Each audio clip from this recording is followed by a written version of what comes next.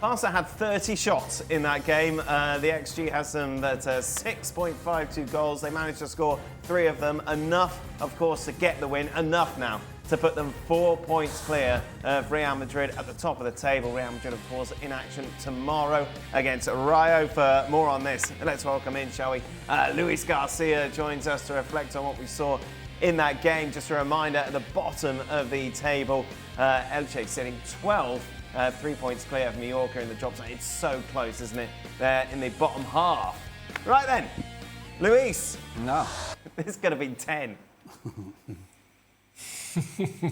Yeah, I think it's much pressure on that side. That is right now tonight's game of Barcelona, where they found themselves creating chances but not capitalizing. And in the end, I think they play with fire, because Barcelona, I think until 60-something minute, they allowed Elche to believe that they can get something. They stay on the game, they have chances, they keep putting Barcelona away. And in the end, it was that last goal of Rashford who finally we saw getting the 3 points. But I think that this game should have put down to bed earlier. And just in the first 45, we saw many chances. Early in the second half, it started again the same way, creating chances, having the ball, dominating.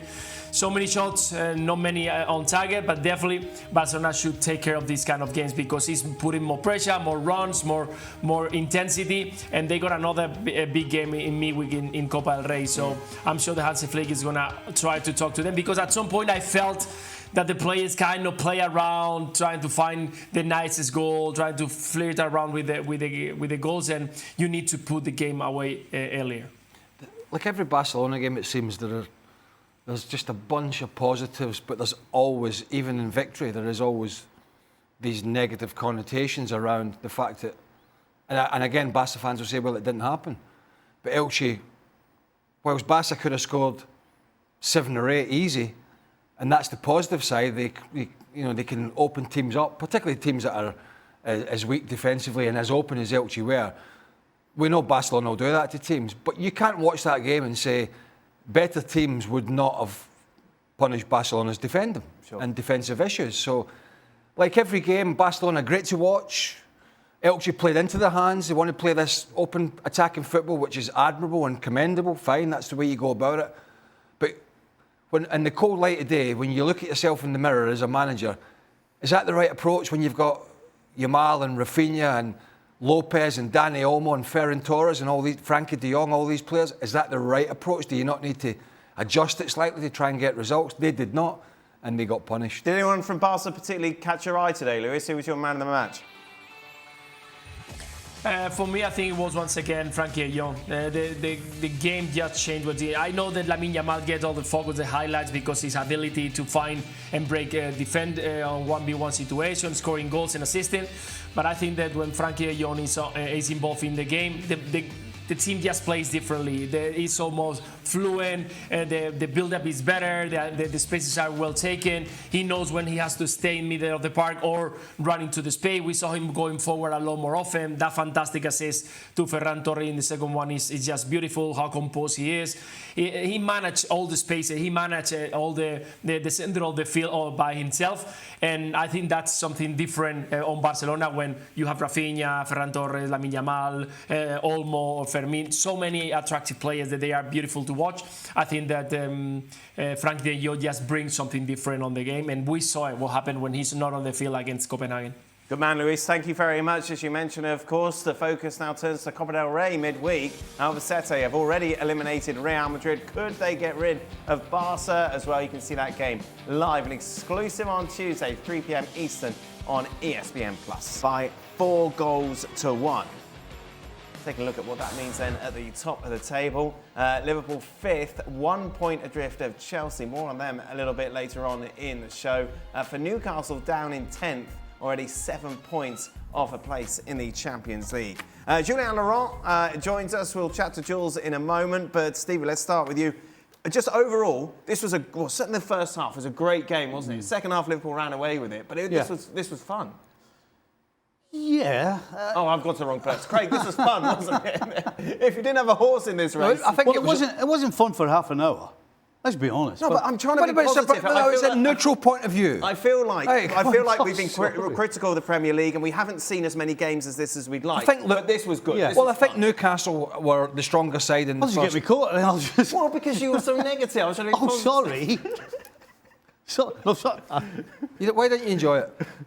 I didn't say I didn't enjoy it. I thought the first, I don't know how many, 20 to 25 minutes, Newcastle looked sharper, more likely to score. They had a little bit more possession, I think, statistically at the start of the game. Gordon's pace through the middle. Obviously, Kerkez is a nervous wreck at fullback, and he had Elanga against him. So they looked comfortable. I mean, they didn't have Bruno Guimaraes, they didn't have Joe Linton. So they had a couple of players out as well. But then you just felt that Liverpool, weathered a bit of a storm. Alisson had to make some big saves. And then they gradually got themselves into the game, but it was end to end. And I think the energy that Newcastle put in the first half, you saw that starting to wear on them in the second half. Absolutely, yeah. And it's not the first time this season we've seen that. I'm thinking about the Champions League, Barcelona at home. For 45 minutes, they were all over Barcelona like a rash in terms of their intensity. And then De Jong and Pedri just put their foot on the ball, took control of the game, and then they dictated it. It felt like as this game went on today, Liverpool just started to take more of a control of the game, and once again, the big Frenchman up front has been, and it has been a head scratcher that why, when Isak was fit early in the season, they wanted to shoehorn him into the side when this guy was in great form, had just come in, scoring goals, leading the line, linking up with people very well. And I think we saw again that today, being in the right place at the right time, making some good runs, always been a threat, and he was a thorn in Dan Burn and Marek Chow's side. I agree. Right, you can go home now. Well, get me caught now. Overall, No, I was going to say, let's be honest, for 30 minutes, Newcastle were by far the better team. Yeah. Yes, Liverpool were trying to go forward every occasion, but they kept giving the ball away. And then Newcastle were getting after them again. But after that 30-minute mark, particularly after Ekitike gets the first goal, then it was complete role reversal, certainly the second half. And again, it was good to watch because as much as Liverpool were dominating Newcastle, every opportunity Newcastle got, they tried to go forward. So that's why it was an entertaining game of football. But it was I just found it strange that it took Liverpool 30 minutes to actually get a foot in the game. But then when they did, they certainly kept the foot down and went after Newcastle. Jules, this was good to watch, wasn't it? Yeah, it was really good. I agree with you. I don't think we've seen enough of those games in the Premier League. You know what I think about this season? I just don't think it's a very good level. It's competitive. That doesn't mean it's quality. The quality of football is there. I don't think it's there, but today it was.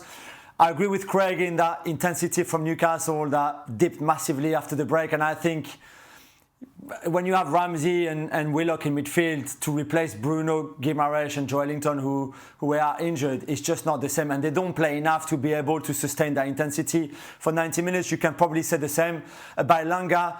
And then why on earth is Eddie Howe waiting the 72nd minute to bring on Wissa and Voltemade when he's losing the game? And by the way, let's not even go on to the Ekitike second goal, because what are Burn and Chio doing on that ball from Kerkez? They 2v1, and yet they let Ekitike go and to poke that ball like that. So a lot of mistakes from a Newcastle point of view. I like the reaction from Liverpool after going a goal down, obviously, and I love more and more Florian Wirtz and what he's doing. This is very much his team, and his understanding and relationship with Ekitike is becoming very special. Florian Wirtz's best game? Best big In game? the Premier League, yeah, I would say in the Premier League, yeah.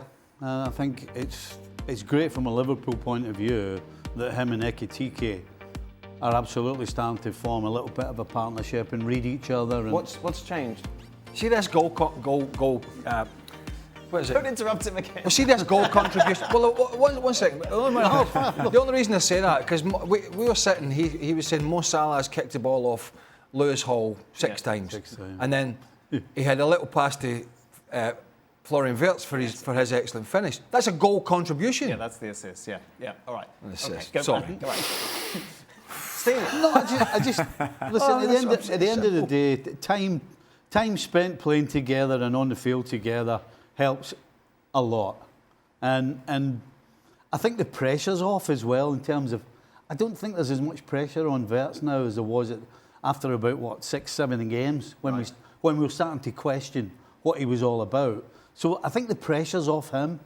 There's never been any pressure on Ekitike, to be quite honest, because from the first game to now, both of us, Craig mentioned it earlier, we've been sitting going, why is Ekitike not the starting centre forward? So yeah, you've got two guys who are going out and playing and try to do what they do best. And right now, no question, as a parent, things are clicking. Can Julian be on the show with Stevie and Jan's on? What, talking about Wirtz being... No, talk about the Premier League. Oh, God, no, stop. I'm not getting... Well, you know, look at all the teams in the Champions League, but no, I'm on Do you board. agree with Stevie about Wirtz? That it's just been time? Yeah, I mean, I think, look, there's no guarantee for any player, but that you're going to come into, you know, it's like, when Philip Coutinho left Liverpool, went to Barcelona, he was the star man, wasn't he? And he goes in there, okay, the Messi's there and whatnot, but he really struggled. So there's no guarantees you're just going to pick up from your own country and go to another one and perform. But he's a young guy, he's too good a player, and ultimately he's come into a team, unfortunately for him, that had a very flat start to the season. So that makes it more difficult as a new player coming in. When there's other new players there, you're not playing well, you're very open, and the other new signings are not playing well either, Kerkez and one or two others. So I think it's been a difficult transition for him, but the more they play him in that number 10 role, I think the better he will get and the more consistent he will get.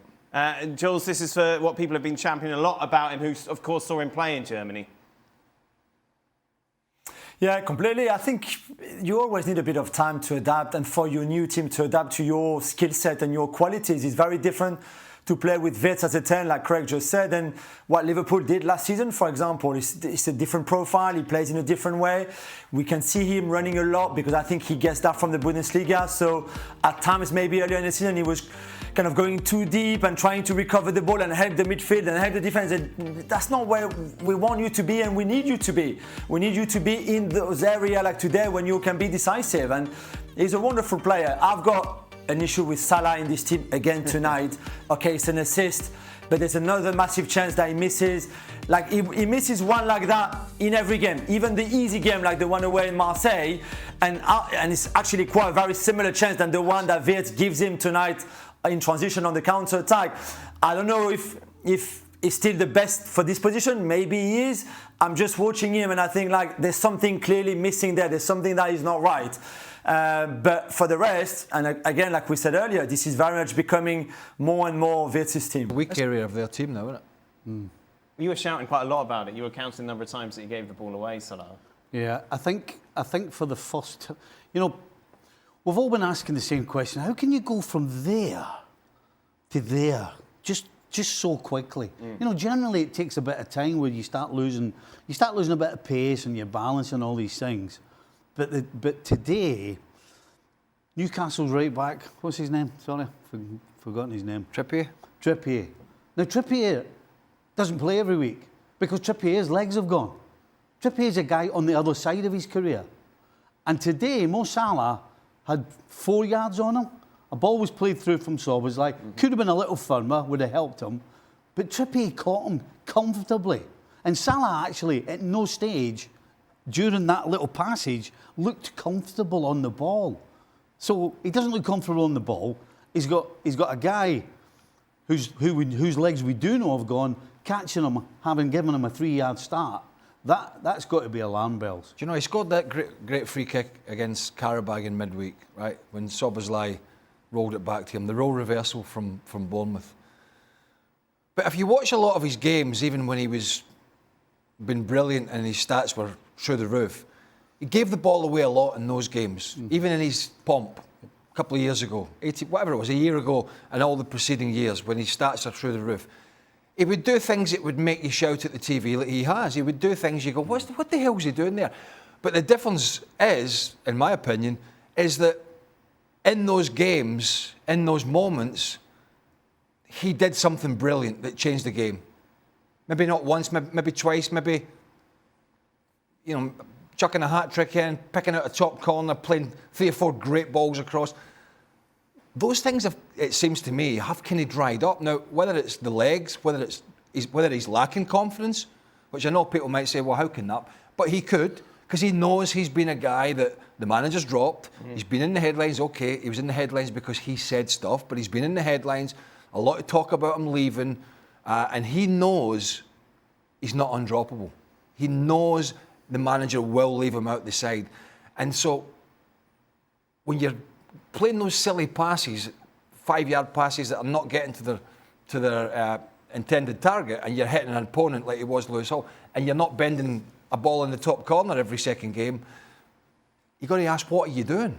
And if we're being truthful about it, what Mo Salah's doing it for Liverpool at the moment since he returned and before he left, it is not a lot. When he was making those mistakes that you were talking about previously, and he was still scoring important goals, yeah, he knew. He's always been the same. Let me put it that way. He's always been the same. He was the same when he was in Switzerland. He was the same when he was in Chelsea. He just didn't have those moments going forward at Chelsea that he's had at Liverpool for 8 or 9 years. And so when he used to give the ball away, it didn't affect his confidence because he knew he could still pick the top corners out. He could still run past people. He could still score these goals and make these assists. But now, and there's nothing worse for a footballer when you realise you're losing things and you're not quite sure why, but it affects every single thing you do. So now when he's giving it away, it's just chipping away at his confidence as well. That confidence looks as though it's shot because any time he gets into any sort of position where he used to pick the top corner out, can't get anywhere close anymore. One player who's certainly playing with a lot of confidence is Ekitike, who was supposed to be kind of playing second fiddle to Isak, wasn't he, Jules, during the whole transfer saga? We saw Ekitike, and then obviously Isak came in as the number one. We know he's injured, but even if Isak was fit at the moment, it's very difficult to put an argument as to why the Frenchman should be on the bench.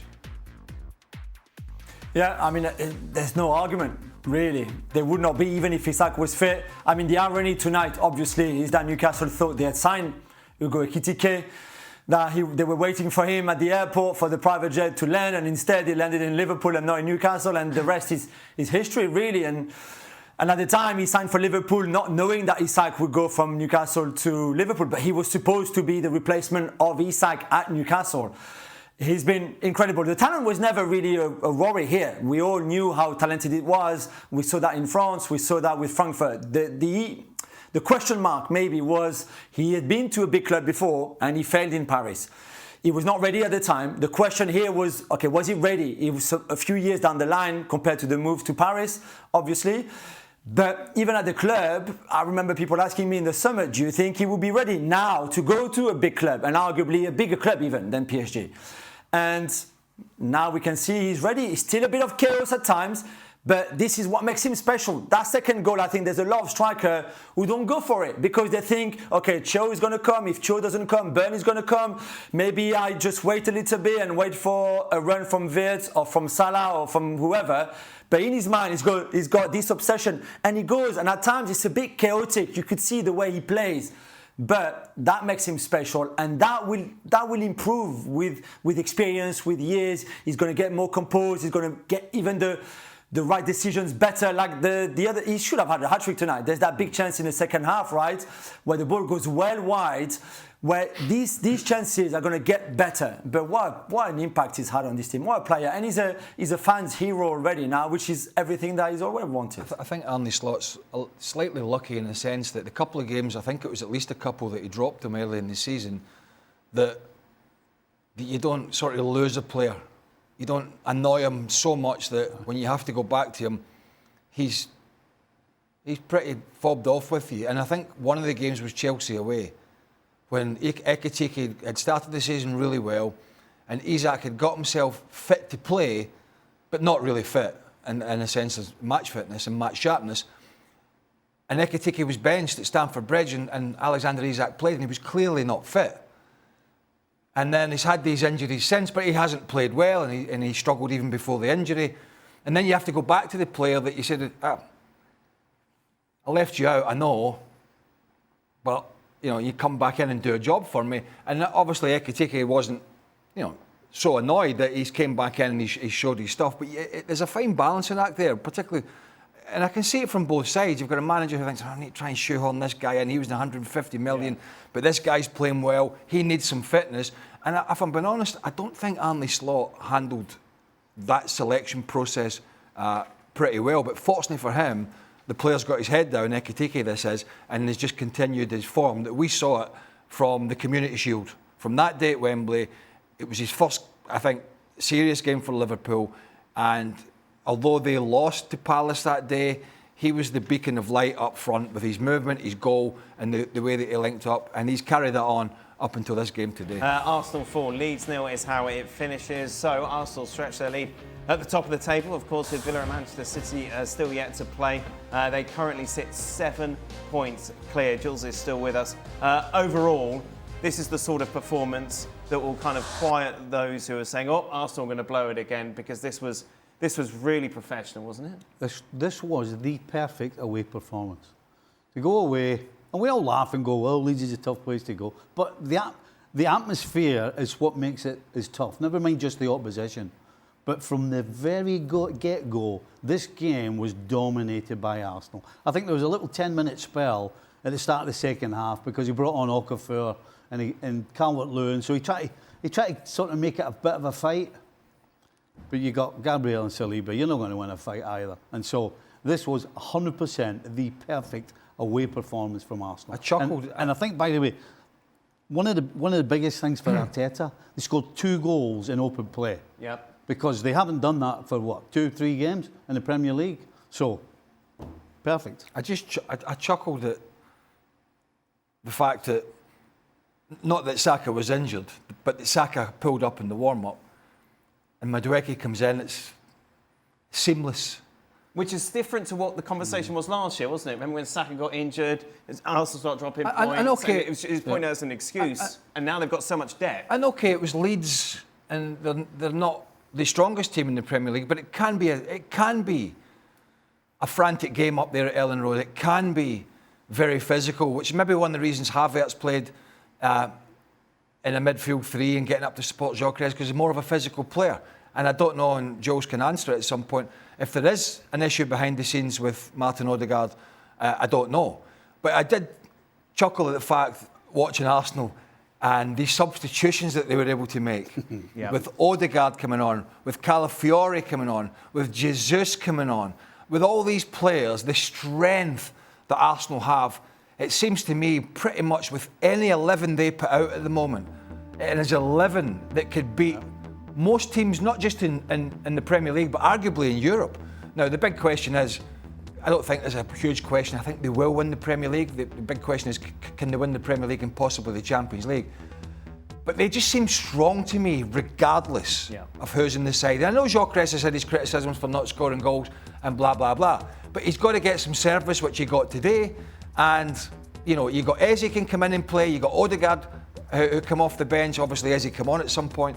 Mikel Merino was injured, who's also a guy who's played 2 or 3 different roles.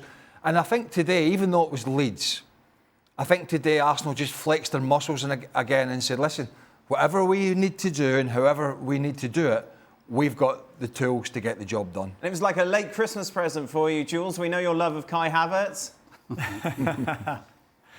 Yeah, I think Mikel Arteta felt that he deserved another start after the 45 minutes he had in the Champions League on Wednesday against Almaty. It was maybe a good time to give a break to Martin Odegaard, who maybe lately hasn't just been the most creative. He has another role in this team right now in terms of control and triggering the press, but in terms of creativity, maybe something was lacking a little bit. I think Arteta also wanted the size of Havertz in a game like this against the back 5. And that worked, to be fair. I think he's starting 11, once Saka pulled out of the precaution, it seems like. But in the warm-up for Madueke, the starting lineup was the right one. The substitutions to use the depth in the squad, like Craig just said, were the right ones as well. Everybody that came on, if you have a look at it, had really good impacts on the performance and on the score. So he'd be very happy. And let's not forget as well that Liverpool drew twice with this Leeds team. That City were 2-2 at home until the dying minutes of the game before winning 3-2. That Chelsea lost at Ellen Road earlier in the season as well, and United drew there too. So it's I think to beat them 9-0 over the 2 games, home and away, so far this season, I think it's a big statement. And another corner goal, meaning they have scored more goals from corners in a season. You have to go back to Liverpool 21-22 season. They scored 22, and of course we've still got a lot more good. Well, they haven't scored more. Say again? No, I was told they scored more. The same. I was told the wrong information. Yeah. Definitely told the wrong. I don't really want to talk about corners and set pieces. Is there anything new you want to say? Who wants to talk about it? The producer? Yeah, I just feel like let's ignore him. I feel like there are other things to talk about today. He's not right in the head. He's shouting in my ear, that's how they're going to win the league. They're going to, I mean, it's part of it. He's shouting, what's he shouting? It's part of it, but it's not. And again, I'll go back to it, and I'm sorry for repeating this. I didn't want him to say, I didn't want to go there. I'm sorry for repeating this. But teams... This is your fault. This is a dream for the producer. Teams have to think outside the box against Arsenal with corner kicks. You can't keep getting everybody back because it's not working. The 6-yard box is becoming too condensed, and the goalkeepers, regardless of who they are, can't come out and get a clean punch. It's not rocket science. You've got to figure out a way to get Arsenal players back out of the box. Stick 3 up front. It really isn't rocket science. Stick 3 people up front, and they've got to bring 4 back. Yes. At least. And put a couple on the edge of the box. But that's not to suggest that Arsenal then would not score from a set piece. But it's going to make it a little bit easier for a goalkeeper to come out and get a clean punch and not have about 14 bodies all huddled around them. But nobody does it. No. They're all trying to defend Arsenal the same way, and they're all failing. There you go. You can move on now. Chelsea coming from behind to get the victory. Another win for Liam Rosenior. Here's the Chelsea boss. My biggest learning is there's a spirit and a fight and a resilience in this group that I really, really like. I've demanded from the first day of stepping in, and we haven't had many training sessions, but we spoke about reacting positively to setbacks. We've spoken about reactions to losing the ball, pressing, energy, intensity. All of that was there in the second half, which wasn't there in the first half. I don't put that just down to the changes I made. It's very difficult. We've had so many games in a short space of time. I was fearful of the lack of energy, and not energy or lack of application, but I felt our decision making was really poor in the first half. When to keep the ball, when we pressed, we were just too far off it. West Ham were by far the better team. Had their reaction at half time. The reaction of the team in the second half tells me that we've got something really, really special here if I can utilise the squad in the correct way. He's not short of confidence, is he? I'll tell you that. And in some sense, look, you can look at this a couple of ways, from the Napoli game to this game, and maybe some others. Brentford at home, which they won. They were completely outplayed by Keith Andrews' Brentford side, but won. You can look at it and say that we're an admirable second half performance, exciting, scored goals, came back, won the game. They did. Those things are not debatable. Yep. But then you could say, well, he got his team selection wrong. And they were outplayed by a poor West Ham side for 45 minutes. And the fact that they're playing West Ham is the reason that they're back and won the game. Because West Ham cannot keep a clean sheet. They're terrible defensively. And then Nuno Espirito Santo brings Max Keltman on, and they go back to a back 5, and they just invite the pressure on, inviting more pressure and more pressure. It's something we've seen from West Ham this year, and then it was only going to go one way. So, yeah, his record at Chelsea is very good at Liam Rosenior thus far, but I think some of the games, I would say, he's got a little fortunate in terms of his team selection, and then they've been bailed out with some good goals, some late victories, and the fact that we're playing teams that have folded like West Ham. So it depends what side of your fence you sit on. I think if you're a Chelsea fan, you're okay because you've won all these games and things are going well. But I think when you look a little deeper down in some of the games he's been manager in, he's got a little bit fortunate in those games with his team selection. Jules, we heard obviously when Enzo Maresca left that maybe he wasn't completely in control of the starting 11, medical team, blah, blah, blah, other influences. Is that why we saw such a strange team selection for this tie, or was this all Rosenior? Because you watched Chelsea and how good they were midweek, and considering how you want to keep this momentum going, to bench someone like João Pedro is just a complete head-scratcher, isn't it? It is, I agree. Although there's a big game on Tuesday coming up with that League Cup semi-final second leg against Arsenal at the Emirates, and you think the lab should be able to, hold the line well and do well tonight against West Ham at Stamford Bridge, so we can keep Joao Pedro fresher for the game on Tuesday, because it's a massive game. Maybe not as important as this one in terms of finishing in the top 5 in the Premier League, but there's a final 90 minutes, 120 minutes away for Chelsea on Tuesday night against Arsenal. So I can see why maybe he thought, let me give a bit of rest to some of those players. But this first half was embarrassing. This team was embarrassing, really, the one that we see now on the graphic. It was embarrassing. What Garnacho, Gittens, got injured, but Garnacho was embarrassing. I thought the lab was embarrassing. I thought Hato was embarrassing. And he had to change at halftime anyway. And maybe, I think there's no reason why the club would have changed what they were doing under Maresca. So yes, I think the performance staff and the medical staff and the performance people are saying to him, listen, he should be rested. He can only play half an hour. And then it's still down to him to make those choices. But I'm glad he did what he did in the second half. I think at halftime, in the first half especially, they were far too predictable too, far too rigid. There was far more fluidity in the second half. Although for Palmer, this is not good, because to put him out wide on the right doesn't suit him. He clearly doesn't like it there. The ball never comes to him. There's something to fix there. But for the rest, there was far more fluidity than that first half, where they were far too predictable. I think he probably underestimated that West Ham could hurt them on the counter. Because when you look at that team, and if I'm alone in this, please tell me, I don't rate Garnacho. I don't rate Gittens. I don't think Delap's a centre forward in the Premier League either. And Cole Palmer was invisible today as a number 10. And then defensively, they were a shot. I mean, West Ham had 20% of the ball in the first half and walked in at half time, deservedly 2-0 up. So yes, you got to give credit. You can't give too much credit, to be fair, because anybody would have made the changes other than Fofana that he made. Anybody, because he had to. He had absolutely no choice. And the fact they're at home, and the fact that it's West Ham, and at the first sign of trouble they crumble, and they did it again today. So yeah, I mean, it always feels fantastic to be 2-0 down and you come back and win 3-2. But you've got to look at it in the cold light of day. And he definitely made mistakes with the starting 11. There's no doubt about that.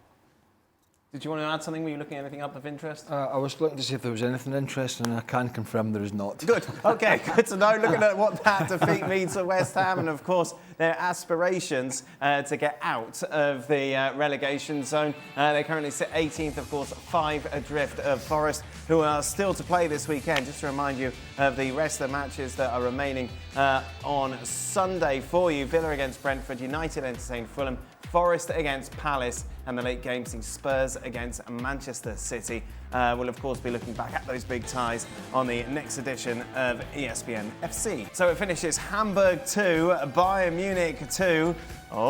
Taking a look at the top of the table then. They must be panicking. What are they? There is a panic up. 20 points ahead now. A win for Borussia Dortmund, but it's 6 points then between the top two, given Bayern's run of late. Jules with us. Jules, you watch this for us. What's going on with Bayern?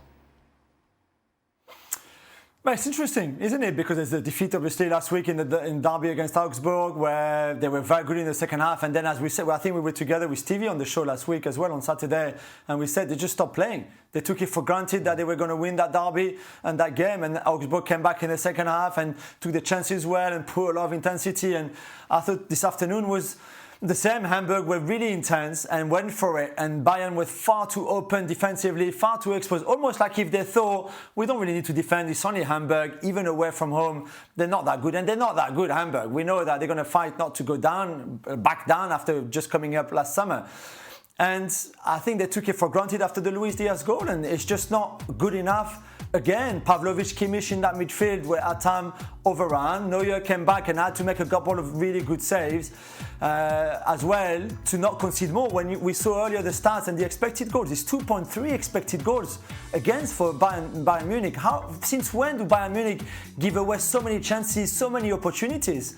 So disappointing again. They moan a lot about the referee after the game, which I think shows you that they know their performance was not good, because to try to deflect the attention onto the referee is because Kompany and the players knew that, and the referee wasn't good. Let's give him that for sure, but it's still not the reason why you didn't win the game today. who sit third in the table, but out of the Champions League. Jules, just explain for those who haven't followed the story, what happened with De Zerbi midweek? There were talks of him quitting, and is he still in charge? Where are we with this?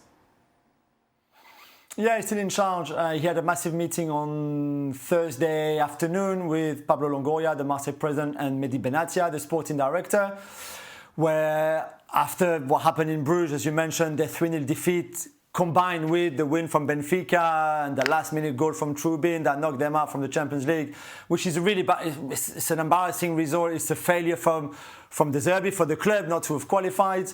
I don't think I was told he didn't offer his resignation, but he said, if I'm the problem, I go. They didn't want him to go. He stayed, but by that time, it leaked everywhere that they had this big meeting and that he could have gone, but he's still very much there. But he's at war with the French media. There's a lot of issues within the dressing room between De Zerbi and some of the players, between Benatia and some of the players like Mason Greenwood, where they don't talk to each other. They don't even say hello to each other. That's your star player, best player, and your sporting director. That puts your manager in a difficult position because he's close to Greenwood, but he's also close to Benatia. So there's a bit of a mess everywhere. And today they were in control for 80 minutes. There was just Paris FC did nothing until that first goal from Ikone, by the way, former PSG Paris born and bred player, and then Kebal, who is actually from Marseille, the irony again. And then they crumbled. And Rouli, who's been so good for them before, made a massive mistake on Wednesday that cost them the first goal. Made a massive mistake today that cost them 2 more points. And if PSG Lens won already yesterday. If PSG win tomorrow, it's Marseille, who were back into the title race after they beat Lens last weekend, will be too far away again, and the crisis will deepen even more. Great stuff, Jules. Thank you very much. Are you doing anything tomorrow? Going to any games? Spurs City tomorrow. Lovely. Enjoy it. Thank you very much, Jules. One last league to visit, and that is Italy. Napoli with a 2-1 victory over Fiorentina keeps them in the title race, 6 adrift of Inter at the top. For a lot more, what's going on in Italy and indeed across Europe, plus Jules' very personal insight into Spurs against City. Check out the latest edition of the Gab and Jules podcast that drops on Monday. How happy are you with the game of Lamine Yamal and Frankie de Jong? No, both are fantastic players, also very important for us. So I always like how we play as a team, and this was good today also. And of course, these 2 players are playing fantastic, especially in the offense.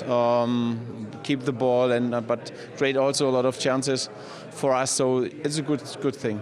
The game was a bit more open today than normally because Elche wants to play out from the back. They want to press high. They go even 1-against-1 lots of times. So then the game is more open and there's a bit more space to make your own actions and dribbles. Normally, mostly all the teams in La Liga, they go back against us. So there's less space. Today was a bit more space, so it was nice to play. Gemma's still with us. Gemma, I just wanted to ask you about the fitness of Rafinha. Obviously had to come off at half-time. What are they saying about him? No, it's not serious. They are not concerned. Hansi Flick said that the plan was to make him play 60 minutes because he was coming a bit tired into this game. But he had some discomfort, so they decided to change him in the halftime. And also, I've just seen Jules Koundé. I asked him if he's okay. He's okay too. So they are not concerned. But of course, out of precaution, we will see if they will play against Albacete midweek. Barcelona should win this league, shouldn't they, Gemma?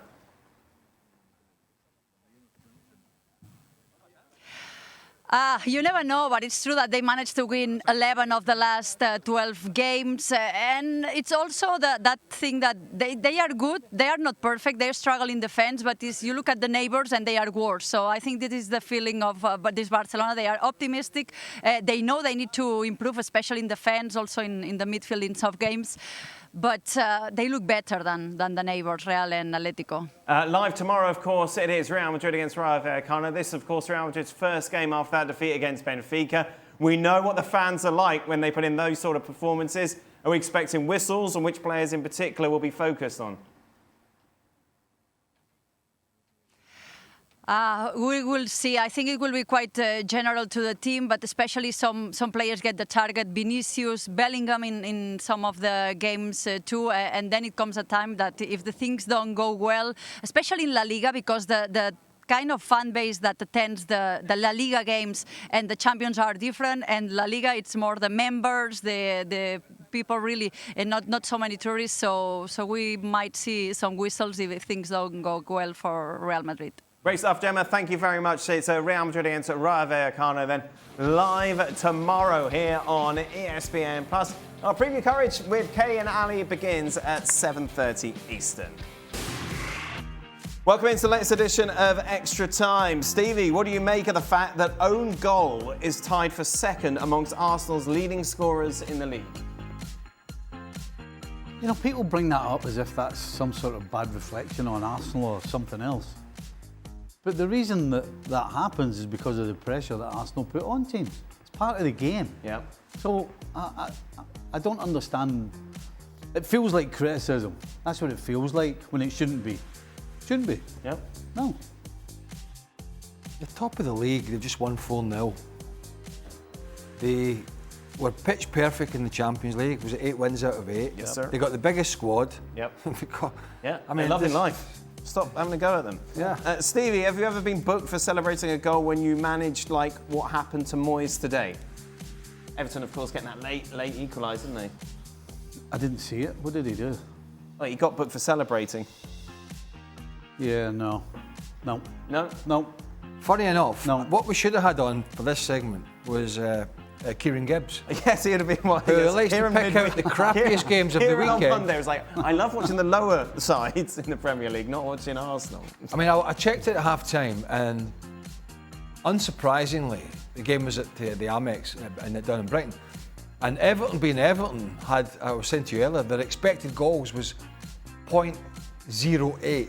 Yeah. Which is basically, you've not even got within a sniff of the penalty box. What was Barca's at half-time? 4.5. 4.5. And I thought to myself, this is a game that you should never watch. So I don't know what he's done, but anyway. I was thinking, when you were swearing at the referee today, would you be the same on the touchline when you were at the Revs?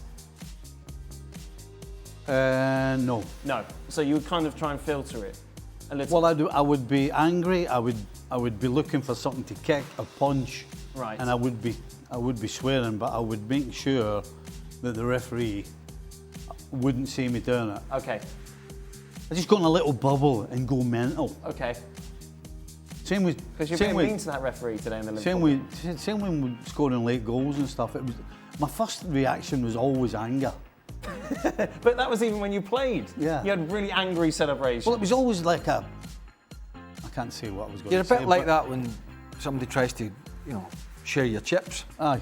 No, I was allowed one today. I was definitely angry. A family packet. Yeah. But a tent. It was a tent. Okay, João Pedro tried to push Traoré to defend Cucurella and had fear in his eyes. Walked back when Traoré walked over to him. When he stood his realised. ground, and who would be the Traoré of your era? Ooh, I had a bit of this, actually. I've told this story 100 times, but I'll keep it short. Eddie Akinbaye, Leicester City. And when he took his top off in the tunnel, Leicester v Derby, East Midlands Derby, he was the same size as Adama Traoré or bigger. Wow. And I took, now it wasn't just me, but it was a bunch of us. But I took him removing his shirt as a sign of aggression, not as a sign of let's try and find peace. And he was like, and he went like that as well. He went, That's a warning, isn't it? all right, lads, in the dressing room. But he was, when he came over, Right. But obviously most of it was pushing and shoving again. Yes. But he got really angry, didn't he? Okay. Traoré, did you see that Yes, bit? Yeah. It's just more pushing. No one's throwing a punch, though. Well, it was actually a slap on the face that wasn't. Yeah, that's not a punch, is And then the player was sent off for grabbing. Yeah. No, but you don't have to punch somebody to get sent off. No, he should have gone. I was surprised. We were said when they did the VAR check, Even he didn't go for a little slap silly on Cole slap. Palmer. There's only one man that wouldn't back away from Traoré. Billy Whitehurst. Okay. Big Billy Whitehurst. The most feared man in the Football League during the 80s. I mean, Billy was just an absolute monster. He knocked nobody. I don't remember anybody ever going up and pushing Billy or doing anything to Billy because they know exactly what was going to happen. We played them when he was at Oxford, and he went for a challenge, and he ended up, I swear his brains were hanging out the back of his head, seriously. Right. Okay. And Alan Hansen, as Big Billy's going off, he's looking over at me going like that. So happy to see the back of Big Billy. Right, I see. 5 minutes later, Big Billy appeared at the side with the biggest bandage you've ever seen. Coming back on. He's coming, and he's standing at the sideline like a bull. And the big Al looked across at me again and went, oh no. I heard something Big about Billy. Oh. when Vinnie Jones signed for Sheffield United. Now, Right. as you know, Vinnie's got a reputation as a bit of a Yes. hard. And I was at Chelsea as a youngster with him. He is a hardy guy, but he's a nice fella. But he can handle himself. But anyway, he signed for Sheffield United, and Billy obviously knew Vinnie's reputation. So they were in the dressing room one day, and apparently Billy Whitehurst came in and said, "Who's that fancy car in the car park?" And Jonesy went, "That's mine." He went, "Oh, good, because I've just reversed into it." Big Billy. And he was looking for a reaction. Yeah. And Vinnie just... Even Vinnie Jones thought that. It was like Kerry Dixon at Chelsea, lovely guy. Remember we were playing Hull City, who were in the lower leagues at the time, or lower divisions. And he said, "Who's the centre-halves for Hull?" He asked one of the coaches. You'll know them. Briggs. It was Shotton and Briggs. Two guys that would, a bit like Billy Whitehurst. Right. Yeah. Put it one way. They're like that, two of them. Yeah. Put it one way. Elbows. Off the ball, people were just getting... And this was no VAR, obviously, back in those days. It was hardly I- television. no VAR. And two cameras, one at each end. Yeah. So, but you don't see that. I mean, and that's a good thing, because you don't want to see people getting elbowed in the face and your nose getting splattered, because that's what used to happen. Sure, yeah, right. look at Mariners' nose. It did. So for the golf day. Right. So Big Billy just kind of goes to his own beat, you know what I mean? So Big Billy was walking on the green with his clubs, just dropping them on the green and then putting. Right. And there was a greenkeeper watching them and followed them. So after about 5 holes, they get on the green, Big Billy does the same, takes the clubs off, just drops them right on the middle of the green, close to the goal as he can. And the greenkeeper come up and went, excuse me. Billy's like that. He said, what? The greenkeeper went, "You're not supposed to put your clubs on the green. You're supposed to leave your clubs off the green, and then you take your putter and you do that." And Billy went, "Who are you?" And he went, "I'm the greenkeeper." And he went, "All right." He grabbed them, picked them up, like that. He picked up the He picked up the greenkeeper, walked across to the bunker, and threw the guy in the bunker. The guy never. They're not quite right. Trust me. Obviously, Big I Billy. don't think I would have got on with him at all. I could tell you 1,000 Big Billies. he was- after a game. He's off 4 points. 4 So, points. you know, we couldn't wait to get in to get a pint. Yeah. Big Billy with a 4 lay up in Oxford. They knew Big Billy. So Right. they had 4 waiting for him. As soon as he walked in, Wow. just threw them down his neck. People used to... Honestly, Billy. The centre-halves used to panic just playing against them, didn't they? Oh, I mean, fortunately, it was before my time. Just. yeah. Thoughts on Liam Rossini, Craig? Now he's managed a few games at Chelsea. He seems like a very intelligent and calm guy with a bright future. How do you know he's intelligent? Well, he's articulate. Yeah, I mean, he says the right thing. Well, he doesn't say the right things. He talks, I think, a little bit... What's the right terminology I need to use here? It's manager speak. He talks in ways that he's trying to almost befuddle people that haven't played the game, that wouldn't understand.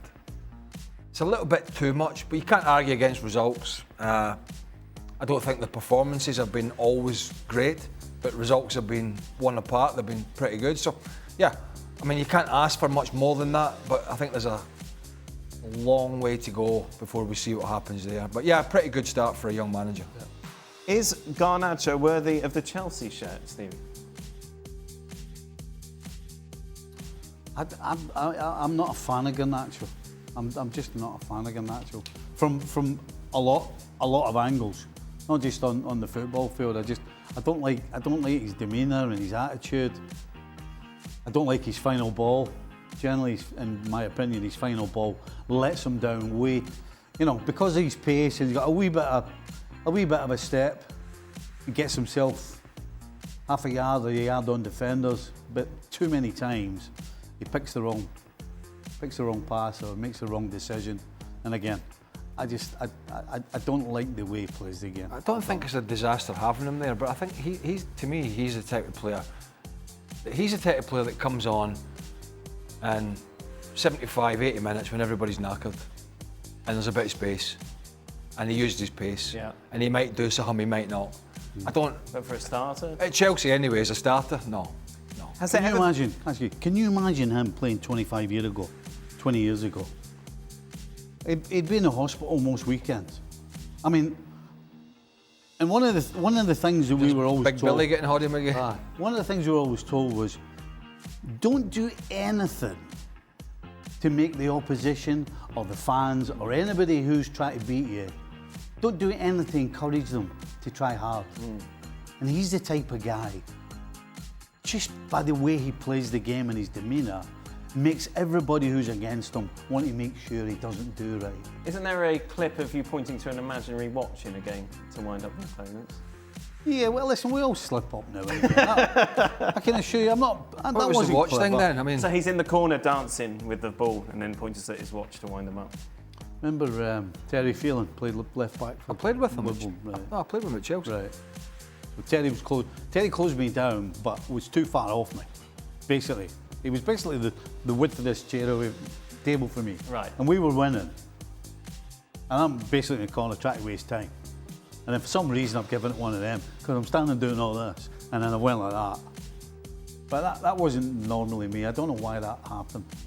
Did Terry not run at you? Because he's not the biggest Terry, but he's also got a little bit of madness about him. Oh, okay. Aye, no, he can leave a little bit. But he didn't. Has there ever been a player, Craig, more consistently inconsistent as Ferran Torres? Could have scored a lot today, obviously got one, but... I think that's harsh. Today, could have had a lot. Oh, sorry, could have had, a heartful today, really. But over the last 18 months in particular, yeah, he's been great. He's been very good. He's been very good as a... He's keeping Lewandowski on. He was a supplement to Lewandowski to give him some rest, take him off in games. He was the guy that would come on wide right, wide left, through the middle, whatever it was, and do a job. He's now the guy.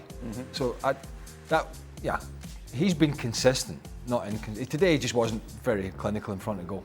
Final question, Stevie. As a Patriots fan, you still a Patriots fan? I am. You back on the bandwagon now after the... No, I have to say I've lost touch with it, but I still want them to win. Okay.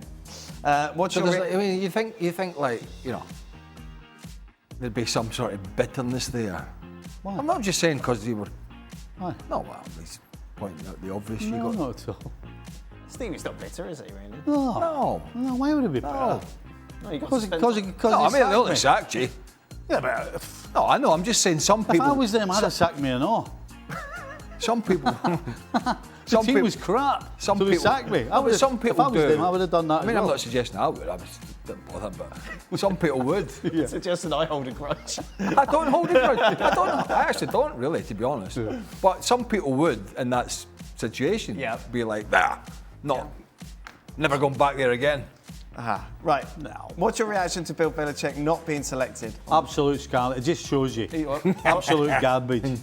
I'll tell you what, and was that because... I don't think there's ever been a decision that a group of people have made that has personal written all over it. Right. It's completely and utterly a personal decision that all these muppets haven't voted for him. Yeah. Because if you wanted to stick to what he's done, how he's coached, titles, you name it, players that he's made better, he would be number one.